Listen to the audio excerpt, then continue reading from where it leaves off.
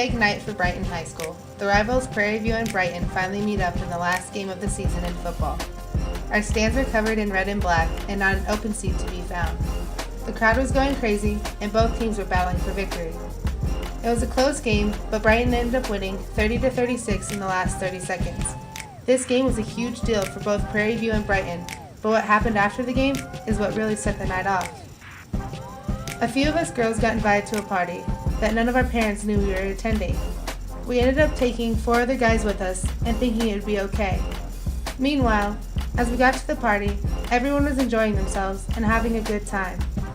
Everyone was having a good time until about an hour later that night, when a huge brawl broke out between the Bloods and the Crips, 4 of them being the guys we brought. Everyone started cheering on the fight, not realizing how serious it was until someone pulled out a gun. Nobody knew where to go from there besides to run out of the house. I remember running with the girls, but not knowing where the boys went. We heard 3 gunshots being fired while we were running, so we took cover behind some bushes.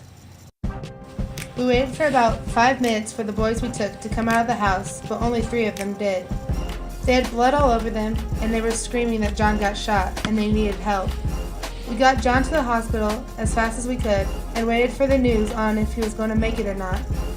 After an hour of waiting with the friends and his family, we were told he was lucky to be alive and that he'll live.